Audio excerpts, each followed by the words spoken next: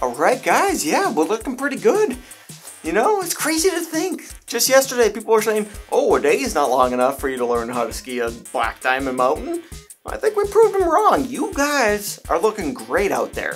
I mean, it's a shame that we didn't have any actual snow to practice on. You know, that's not ideal, but I mean, if you get it in the dirt, in the grass, you got it on the snow. It's basically the same thing. I think I'm a great teacher, right? Yeah, I'm a great teacher. All right, well, it's time you guys gotta go save this mountain. All right, gotta get up there, show them what we learned. All right, let's go. All right, Ellen, you got this. All right, remember soft knees, soft knees. Just do this, little soft knees. Yeah. Oh, you're doing good. You're doing good. Son of a... Oh, that's not what I taught you. It's okay. It's okay, it's just one. All right, buddy, you got this, man. You're the star. You got this. You got this. Remember, soft knees. Just bob. Bob and soft. Bob and soft. Yes. Yes! Oh, son of a bitch! I don't know what your guys' problem is. I'm a flawless teacher. Like, I showed you everything. Okay, I need to distract the people. What can I... Yes.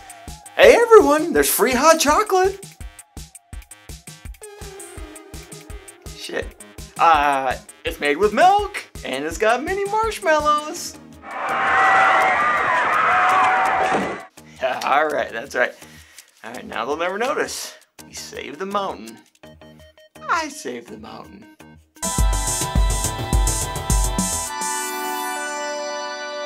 What's up guys, how are we doing today?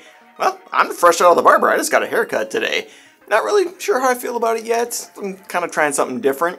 This is actually the longest my hair has ever been. Well, on the top anyways. You might not be able to see it. Okay, let's... There, you can probably see it now. Yeah, like this is ridiculously long for me. So, you know, a couple months ago I saw a picture of my grandpa. I mean, look at that handsome son of a bitch. I think this is from his early 20s. But the thing is, it appears that he had the same hairstyle for like 50 years. And now, I know there were less options back in the day, but still, I was like, you know what? I've kind of fallen in the habit. I'm like, I know what I think looks good. It may not, but I think it does. And so I've kind of stuck with that, but I was like, I need to branch out. I need to try some new things, you know? And now, well, I don't think I'm going to lose my hair. Just in case I do, I need to, you know, try some stuff while I still have it. Alright, well, today we're going to look at Snowbeast, which came out in 1977. And you know how some of the movies we looked at have been really gory or have had really cool death scenes, like Slime City and Skinned Alive, which, I mean, that movie sucked, but it was very gory. Or the last one I did, Don't Open Till Christmas, where they killed off the population of a small village. Well, today we're going to switch gears here and look at something that doesn't even have one good death scene, or really many death scenes at all. But that's because it's a made-for-TV movie. You know, we don't discriminate here, we take a look at all sorts of stuff. The story is that a ski resort is terrorized by a beast, a snow beast if you will, that kills on the slopes. It stars Bo Svensson as a retired skier, Gar Seberg. Weird name, but okay. This guy has done a ton of stuff, a lot of TV work, plus films like Walking Tall 2, Heartbreak Ridge, and Inglourious Basterds. Also, he was in the original inspiration for that film, The Inglourious Basterds. Then we have Yvette Mimieux, I'm gonna guess she's maybe French-Canadian, playing Ellen, Gar's wife and reporter. The Time Machine and Jackson County Jail are on her resume. And Robert Logan as Tony, the ski resort's manager. He worked on 77 Sunset Strip and The Adventures of the Wilderness Family, just to name a couple. Alright, well if you're ready to hit the slopes, let's get into Snowbeast. Well, what's more important, finding your friend or trying to convince us that there's some kind of monster out there? So we start off with the credits over shots that just look miserable. And then we get a very quick glimpse at part of the Snowbeast before we abruptly cut to these two chicks skiing and just having a great time. Up until they stop, and this one is feeling uneasy. Hey, Jennifer, let's go back. But why? It's gorgeous skiing. Because there's something funny. Also, it's worth mentioning, roughly 98% of the Snowbeast in this movie is just POV, you know, like, just a heads up. They stop again and see some big tracks before a green jacket here wins Friend of the Year award.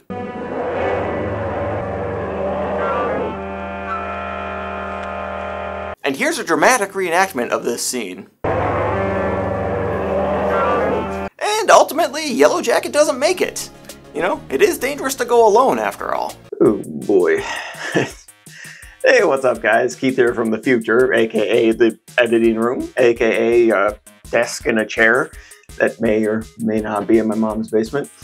I was just popping in to say, you know, there's some weird stuff that's going to be going on with this green screen today. I know it's a green screen. It's amazing. It's very hard to tell, but you may have noticed, or you may notice later on, that there's just weird things. I was a little overconfident, you know. I decided I was going to wear this lime green hoodie over my green screen, and I was like, oh, I got this. They're a different color. It'll be no problem. Well, it turns out I was a real asshole, and I don't got this. It is a problem, and so I've been sitting here for the last few days and trying to like watch videos and figure it out, and I could get one thing right, but then other stuff wouldn't be right. I mean, you may notice that like this is not an orange hoodie like it is in the review.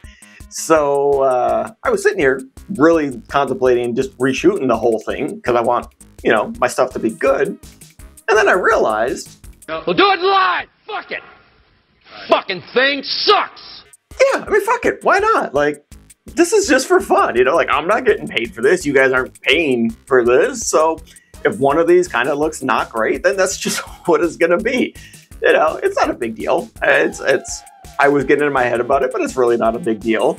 I was just gonna point it out and say I am aware, but and I would like to say this won't happen again in the future, but it very well might. So no guarantees, because I don't tend to learn from my mistakes. So like I said, just wanted to say, you know, asshole, that's me. But yeah, all right, well, let's get back to Snowbeast. Cut to the ski lodge and we find out it's a special time of year for them. Then we meet one of the owners, Carrie Rill, played by Sylvia Sidney. And while she has 112 acting credits, most people will probably recognize her from either Beetlejuice or Mars Attacks. Both good movies. Then the Snow Queen shows up, and right after we find out that I was the very first queen of our very first Winter Carnival. Now, she's not saying she was a better Snow Queen, just that she was the first. And better. This guy shows up to get Tony with some bad news. And we find out that Carrie is his grandmother. He thinks because he's my grandson, he can treat me as if I were his grandmother. What? Well, the bad news is about the chick in the beginning, so Tony talks to Green Jacket, who for some reason is just waiting outside the cabin instead of inside. And all anybody's doing around here is staring at me like I'm crazy. Nobody thinks you're crazy. No, not crazy. You're just a really shitty friend. That should make you feel better. You're gonna have to get a hold of yourself and take us back out there again. I'm not going back. See, you're a terrible human being. She does give him a rough idea of where it went down and adds in. What am I going to tell Jennifer's parents? They always expect me to keep an eye on her. Well, her parents grossly misread your character, Green Jacket. Tony is optimistic that they'll find Yellow Jacket and adds in, Have my grandmother keep an eye on her. I'd hate to have our guests or anybody at Carnival hear that kind of story. So Tony and a few others go to find her, which they can't, you know, because she's dead. Tony does, however, find some of her gear covered in blood, and he sees the Snowbeast too.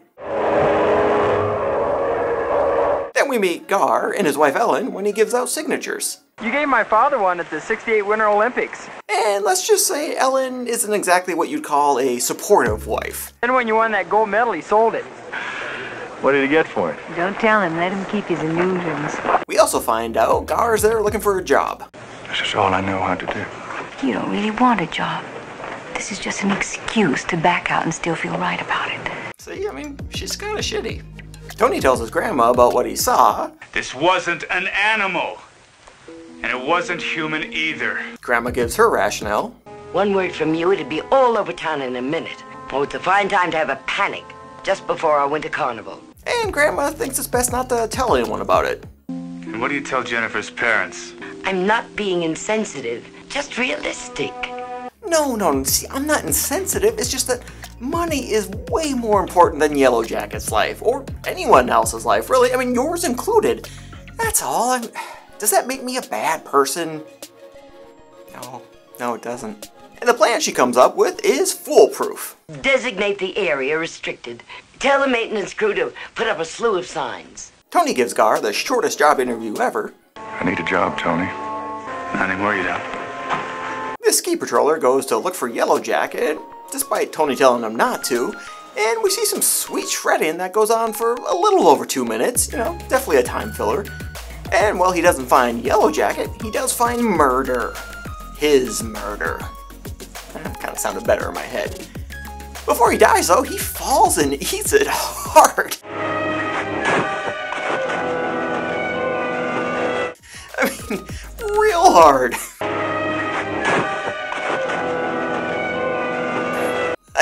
I could literally watch this all day long.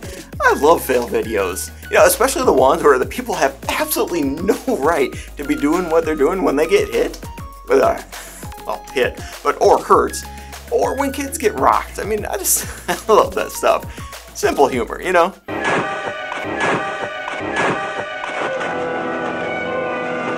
This random truck full of people shows up to this barn, and this boy runs inside.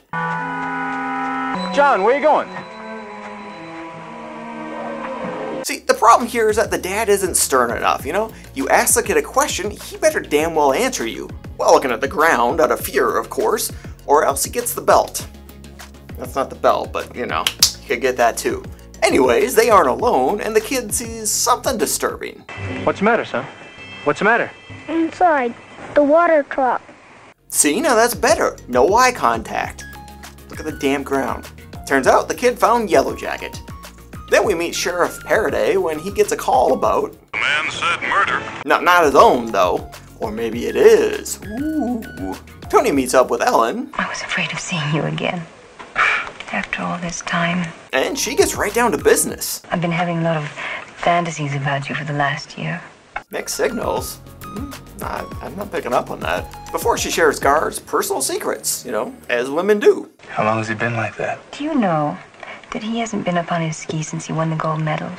And even though she still loves him... I've lost about all the respect I ever had for him. Before she leaves, Tony tells her how he feels. You need to have someone say he loves you. And I do, you know. I always have. Then, of course, you know what happens next, right? Just kidding. I mean, this isn't the chill factor. It should have been real, though. I mean, remember, there are no rules on the mountain. Tony decides to tell Gar about what's going on in an intimate setting. And don't get your hopes up here. We don't get any synchronized hot tubbing like we did in Mad Men. But we do find out Tony wants to kill the Snowbeast, and Gar doesn't. Oh, and Gar knows a lot about Bigfoots because Ellen did a story on them. A deputy comes to get Tony, but he isn't there, so he tells his grandma to tell him to go to the barn that Yellow Jacket was found.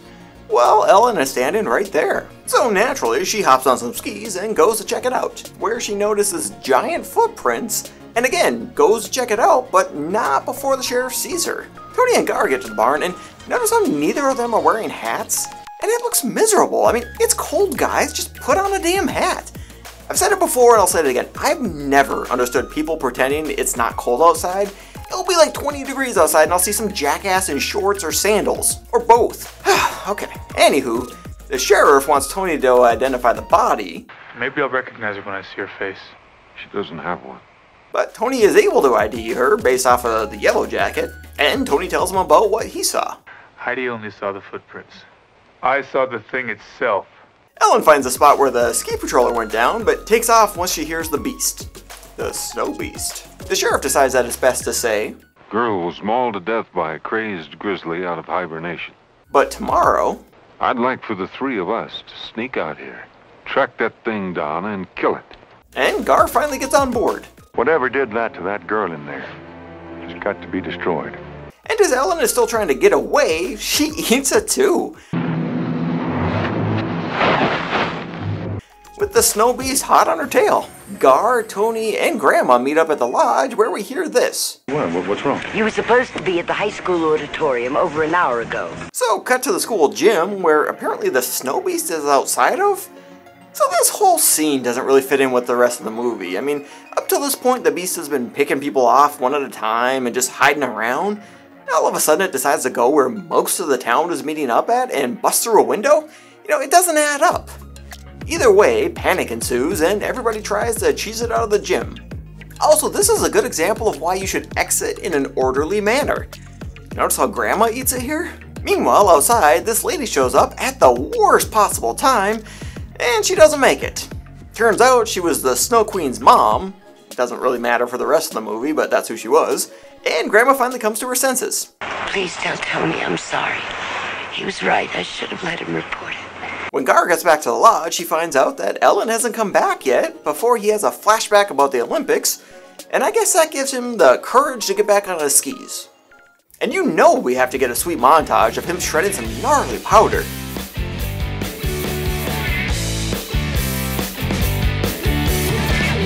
Cut to a hopefully dead Ellen at the barn. Fingers crossed. Well. Alright, well, just one of more life's disappointments, I guess. She's woken up by something trying to get in, but no killer beast here, just Gar. They decide it's best to spend the night there, and Ellen finally gets a little less terrible. Sorry I let us drift so far apart. I should have been there when you needed me all these years. Yeah, you should have. I mean, sure beats making shitty little comments here and there, you know, for a good marriage. But Gar tries to make her feel better. You finally were. If you hadn't gotten lost, I would never have had good enough a reason to get back on my skis again. Because that's just what good guys do. It's really a shame he's gonna die. No, I mean, he doesn't die. I didn't say that. Nope, he definitely makes it all the way to the end. I don't know, I was talking about someone else, not Gar. He stays alive. They have a heart-to-heart, and their marriage is saved. Blah, blah, blah. The next morning, the happy couple are disturbed by the Snowbeast. But not before Gar finds its hidden stash of snacks. Tony shows up with the popo and scares the Snowbeast off.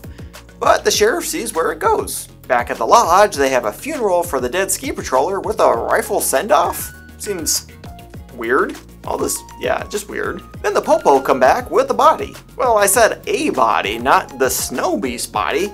I gotta say though, that's a sweet-ass wagon. Vintage. The lovebirds talk to the sheriff about killing the wrong thing. Did you know you were killing the wrong thing? And the sheriff explains it's better this way. That's just the point. I don't want these hills full of people shooting at each other. But he does agree to. You want us to go up there, just the two of us, and destroy this thing. That's right. Just the three of us. And Tony joins in on the hunt and brings a nifty camper with him too. And how fucking cool does that look like it would be? Also, do you know there's such a thing as windburn? Whew. Day one turns out to be a bust after some good montaging. The Snowbeast finds their camper and decides to let them know it knows where they're at. They decide to take watch in shifts of 2. While inside, Tony asks Ellen, Why did you decide against me? I didn't decide against you, Tony. I decided for Gar. and it gives him some peace finally. Friends? Always. Excuse me? What the hell do you guys think you're doing? Okay, so I don't know about you, but I don't go around kissing my friends on the mouth. Oh, but you know what? They must be European. See, and the only reason I know that is because in high school, I caught my girlfriend kissing the foreign exchange student, Dimitri, and they both said that it's just what friends do in Europe, so that's probably it. The next morning, while the trio are enjoying coffee, which, by the way, I think is an oxymoron, like, how does anyone enjoy coffee? I mean, it's disgusting. But I do have a pro tip for you. If you find yourself in a situation where you have to drink coffee, you know, to make it a little bit more tolerable, that's a hard word, tolerable, make it a little bit more enjoyable, there we go. Add some creamer, some sugar, and the secret edition, honey. Yeah, you're welcome. Anyways, as they are enjoying, the Snowbeast knocks down this pile of logs and they fucking rock the camper. And even though they had guns just a minute ago, they apparently vanish, which leads them to abandon the sheriff. You know, the guy who was perfectly happy just saying it was a bear. Yeah, they leave his ass to die. Out in the open, they realize That last attack wasn't mindless. That was a planned counterattack. They realize they are close to the barn, so they head there, even though Gar doesn't really want to. That's where he's been stashing his food. Can you imagine us being there when he shows up? And I gotta say, I really side with Gar on this. Why would you go to where they store their food? It just doesn't make sense. But once they get there, they realize There's 3 sets of skis and 3 rifles back up at that camper. So they head back. And again, this was a lot of filler, basically. As they are gathering supplies, the Snowbeast shows back up, Tony puts a couple of shots into it, and Gar goes after it to finish the job. God, I really hate to see this happen to Gar too. I mean, Gar is totally fine. Nothing happens to him, he lives a long and prosperous life. Yes, does not die. After following the tracks in the snow, And have you ever gone cross-country skiing? I mean, it is a lot of work. The first time I did, I got a big-ass blister on my heel. It was awful. Anyways, the Snowbeast ends up finding Gar, and despite even putting more shots into it, Gar gets taken out. Yeah, hope I didn't ruin that for you earlier. Ha! Just kidding. The Snowbeast ends up impaling itself on Gar's ski pole. I had you going there, huh? I mean, like, you really thought Gar was gonna die. Yeah, I'm kind of proud of that. The movie ends with this shot. Fun facts? Alright, let's do some fun facts. This was remade in 2011, and while I haven't personally seen it, I would say that it appears to be a comedy. No, that's just me being sarcastic, because it looks terrible. I will put a link in the description in case you want to check it out, but I might judge you on that one. This was actually written by Joseph Stefano. Now that's the same guy who wrote the screenplay for the original Psycho. It's pretty cool. The attack scene in the gym was written in to replace a different attack scene deemed too violent for TV. The fashion award has to go to Gar. You know, I love this snowsuit. Wonder if I can find it anywhere, especially now that it's retro. So, are you hitting the slopes? You know, I mean, it's an okay movie. The acting overall is pretty good. Sometimes it's a little forced, mostly with Tony. You know, he seems a little, I guess almost like aggressive, where he's like, well, what do you want me to say? I want the area posted. You get a hold of Ben Cochran in maintenance, you tell him to get ready to put a lot of signs up there. That's my impression, I guess. It's pretty good, right?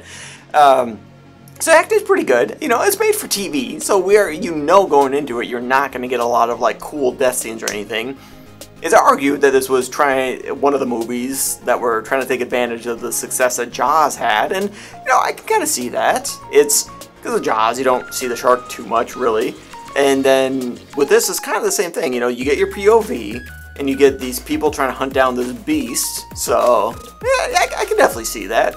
But if you're maybe someone who likes somewhat horror/scary movies, but you don't like the death scenes or something like that, or you know someone like that, that could maybe be a good choice for them. You know, it's not a bad movie. It's just not your typical, you know, non-made-for-TV horror movie. As usual, I will put a link in the description where you can check it out for free, at least at the time I recorded this. Also, make sure to check out my last review I did of Don't Open Till Christmas. A lot of death scenes in that movie. Like, a lot, if you haven't seen it. So, yeah. Alright, well, I think that's going to do it. Felt like I was going to say something else there, but no. Alright, so, well, have a good one. Don't know what I'm doing with my hands there. I'll see you later.